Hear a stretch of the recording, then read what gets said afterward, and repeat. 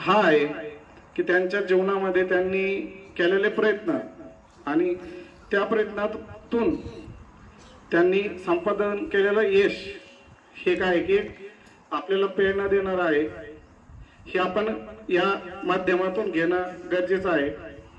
तर श्रीनिवासन रामानुजन यांच्याबद्दल सांगायचं झालं तर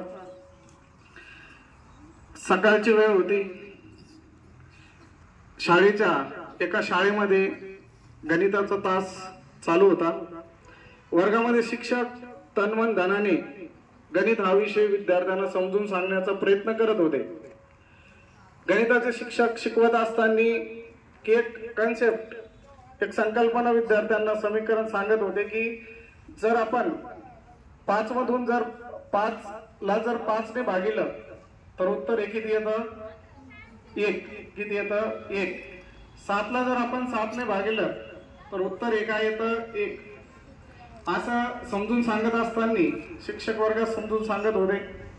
समजून सांगत असताना शिक्षकांचं समजून सांगणं थांबलं, परंतु एका विद्यार्थ्याने वर्गात हात वर केला आणि शिक्षकाला एक प्रश्न विचारला, जर सर 7 मधून 7 ला जर 7 ने भाग दिला, जर बाकी जर 1 म्हणजे शिल्लक जर 1 उरत असेल तर 0 ला 0 ने भागिलं तर उत्तर पण काय? 1च असेल।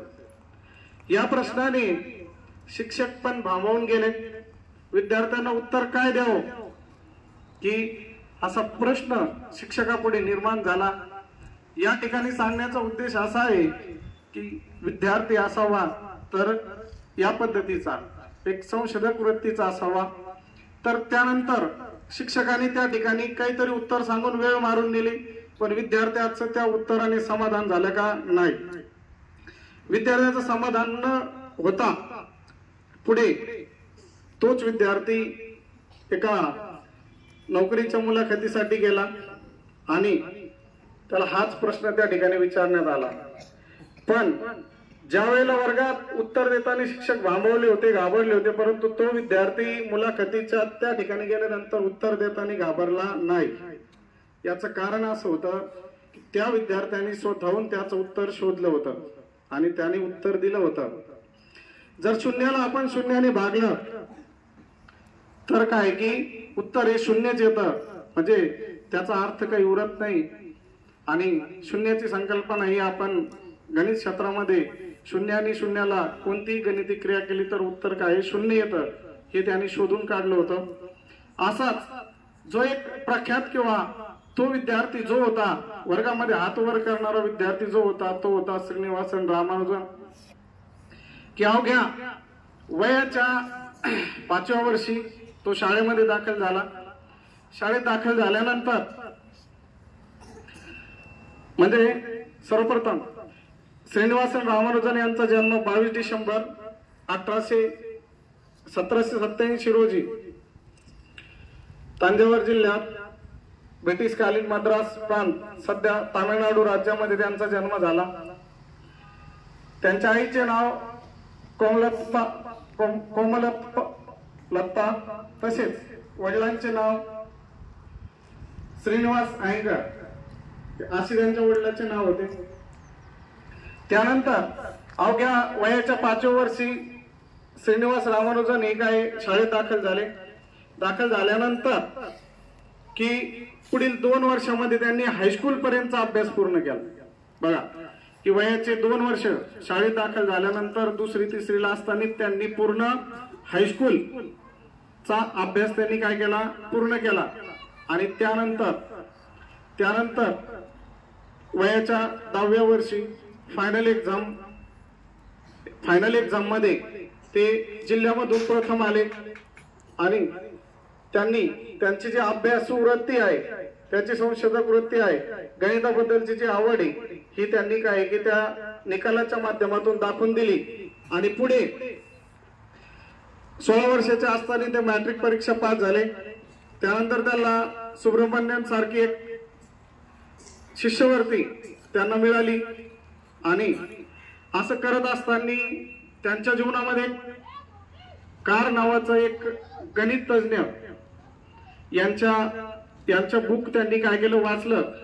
आणि त्या बुकच्या माध्यमातून ते एवढे प्रेरित झाले, गणिताबद्दल एवढे उत्साही झाले की त्यांना गणिताशिवाय दुसऱ्या कोणत्याच विषयाचा अभ्यास काय करणं त्यांना सुचत नव्हतं. परंतु ही गोष्ट त्यांच्या लक्षात आली नाही की आपल्याला जर पुढील शिक्षण घ्यायचं असेल, पुढे जायचं असेल तर सर्व विषयाचा अभ्यास करणं काय गरजेचं आहे. म्हणजे गणिताशिवाय त्यांना काही सुचत नव्हतं. असं करत असताना ते गणित विषयामध्ये पैकीच्या पैकी मार्क त्यांनी पुढील एक्झाम मध्ये घेतले, परंतु इंग्लिश सारख्या आणि इतर विषयामध्ये ते काय झाले, नापास झाले. नापास झाल्यानंतर 1, 2, 3, 4 वेळा ते इंग्लिश विषयामध्ये नापास झाले आणि त्यांच्या लक्षात आलं की जर आपल्याला पुढील शिक्षण घ्यायचं असेल तर आपल्याला संपूर्ण गणिताबरोबर काय संपूर्ण विषयाचा अभ्यास करणं काय गरजेचं आहे. असं करत असताना फेल झाल्यानंतर त्यांची जी शिष्यवृत्ती होती, त्यांची जी घरची परिस्थिती असेल किंवा ही बेताची होती, शिष्यवृत्ती बंद झाली. शिष्यवृत्ती बंद झाल्यानंतर पुढील शिक्षणाचं काय करायचं, घरची परिस्थिती नाजूक, घरची परिस्थिती चालवण्यासाठी काय करायचं असा प्रश्न त्यांच्या समोर उभा राहिला. त्यानंतर त्यांनी मद्रास पोर्ट ट्रस्ट मध्ये नोकरी स्वीकारली. असं करत असताना त्यांचा परिचय वेल्लोरचे कलेक्टर रामचंद्रराव यांच्याशी झाली आणि रामचंद्रराव एक गणिताचे एक प्रख्यात आणि गणिताबद्दल आवड असणारे व्यक्तिमत्व होते. त्यानंतर त्यांनी त्यांना 75 रुपयाची शिष्यवृत्ती मंजूर केली आणि परत श्रीनिवासन रामानुजन यांच्या गणित शिक्षणाला, संशोधनाला काय झाली, सुरुवात झाली. असं करत असताना रात्रंदिवस श्रीनिवास रामानुजन अभ्यास करायचे. असं करत असताना त्याने अनेक इंडियन मॅथमॅटिक्स सोसायटी या मासिकातून अनेक त्यांचे प्रबंध असेल, संशोधन असेल, हे कार्य त्यांनी प्रसिद्ध करण्याचं काम केलं. आणि हे कार्य करत असताना केम्ब्रिज नावाच्या विद्यापीठातील प्रख्यात प्राध्यापक हार्डी यांना त्यांच्या या संशोधनाबद्दल माहिती मिळाली आणि त्यांनी केम्ब्रिज विद्यापीठात येऊन शिक्षण घ्यावं अशी त्यांनी इच्छा व्यक्त केली. आणि त्यानंतर ते केम्ब्रिज विद्यापीठापर्यंत पोहोचले. त्या ठिकाणी त्यांनी शिक्षण घेत असताना अजून पुढील शिक्षणाची समस्या त्यांच्या समोर निर्माण झाली. त्यानंतर मग मद्रास विद्यापीठ असेल, केम्ब्रिज विद्यापीठ असेल यांच्या संयुक्त विद्यमाने त्यांना अनेक शिष्यवृत्ती त्यांनी मिळवून दिल्या. आणि असं करत असताना ते इंग्लंड या ठिकाणी पुढील शिक्षणासाठी ट्रिनिटी नावाच्या प्रसिद्ध अशा कॉलेजमध्ये गेले आणि त्या ठिकाणी त्यांनी गणिताबद्दलचे अनेक संशोधनाचं पुढील काम केलं.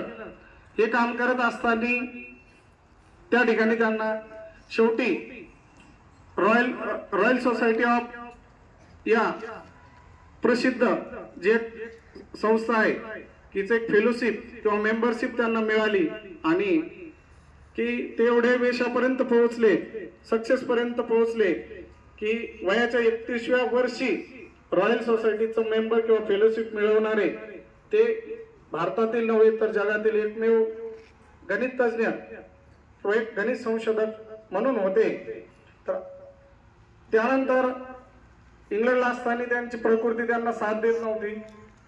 त्यानंतर ते परत मद्रास या ठिकाणी परतले आणि वयाच्या 31व्या वर्षी अशा महान संशोधक, गणितज्ञ ज्यांनी या जगाला अनेक गणिताच्या संकल्पना असतील, कन्सेप्ट असेल, समीकरण असेल देण्याचं काम केलं.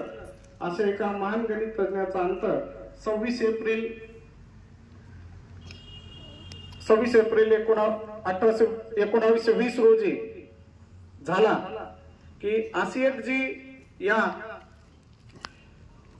के श्रीनिवासन रामानुजन यांची जी एक प्रेरणादायी कहाणी आहे, यामधून आपण हे शिकलं पाहिजे की आपण आपल्याकडे संशोधक वृत्ती असली पाहिजे, अभ्यासू वृत्ती असली पाहिजे आणि आपण सतत